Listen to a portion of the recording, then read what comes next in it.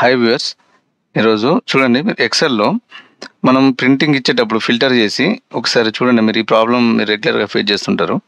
నేను ఇప్పుడు డేటా ఉందండి, నేను రీజన్ వైజ్ ఫిల్టర్ చేస్తున్నా. చూడండి, రీజన్ వైజ్ సెంట్రల్ ఫిల్టర్ చేశాను. ఇక్కడ సీరియల్ నెంబర్ చూడండి, జూమ్ చేస్తున్నాను. సీరియల్ నెంబర్ కూడా ఫిల్టర్ అవుతాయండి. ఇలా ఇప్పుడు రీజన్ కాకుండా ఫర్ ఎగ్జాంపుల్ నేను ఈస్ట్ తీసుకున్నాను అనుకోండి, చూడండి జూమ్ చేస్తున్నాను. మీరు సీరియల్ నెంబర్ ఇలా ఇవి కూడా ఫిల్టర్ అవుతాయి. ఇలా కాకుండా మనకు ఫిల్టర్ చేసినా కూడా మనకు నెంబర్స్ సేమ్ అదే ఆర్డర్లో రావాలి అని అంటే మనకు చూడండి, దీనికి ఒక చిన్న ట్రిక్ ఉందండి. చూడండి, ఇప్పుడు నేను వాల్యూస్ డిలీట్ చేస్తున్నా. చూడండి, ఇవన్నీ వాల్యూస్ డిలీట్ చేసేయండి. ఇక్కడ చూడండి, నేను ఈజ్ ఈక్వల్స్ టు ఇది మొత్తం డేటా రేంజ్, ఈ సీరియల్ నెంబర్ ఎక్కడ వరకు ఉందో ఈ డేటా రేంజ్ సెలెక్ట్ చేసుకోండి. కంట్రోల్ బ్యాక్ స్పేస్, ఇక్కడికి వచ్చేసి ఈజ్ ఈక్వల్స్ టు నేను ఒక ఫార్ములా అప్లై చేస్తున్నా. సబ్ టోటల్ చూడండి, సబ్ టోటల్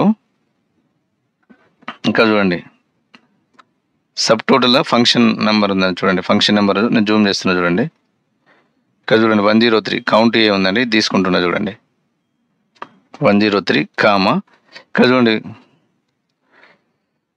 ఫంక్షన్ వచ్చేసి 103 కౌంట్ ఏ తీసుకున్నానండి. రెఫరెన్స్ 1, మన రెఫరెన్స్ మనకి ఏంది దీని ఇది కాదండి, మనకి రెఫరెన్స్ వచ్చేసి నార్త్.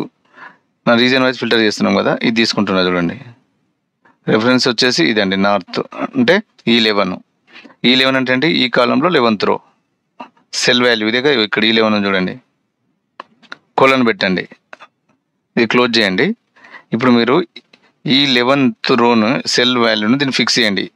ఫంక్షన్కి F4 2 times ప్రెస్ చేయండి, ఫిక్స్ అయిపోతుంది. ఇప్పుడు కంట్రోల్ ఎంటర్ ప్రెస్ చేయండి. చూడండి, మీకు నెంబర్స్ అన్నీ వచ్చినాయి కదా. చూడండి, జూమ్ చేద్దాం, మొత్తం నెంబర్స్ వచ్చినాయి కదా. చూడండి, ఇప్పుడు ఫిల్టర్ చేసి చూడండి,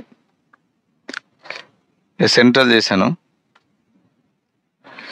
చూడండి, సీరియల్ నెంబర్స్ చూడండి, ఈస్ట్ చేశాను. ఇది ఇలా అండి, డైనమిక్గా ఇది ఇలా మీరు ఏది ఫిల్టర్ చేసినా కూడా సీరియల్ నెంబర్ అనేది అప్లికేబుల్ అవుతూ ఉంటుంది. ఇదండి. థ్యాంక్స్ ఫర్ వాచింగ్ అండి. For more interesting Excel tricks, please subscribe GS Data Lab. Thank you.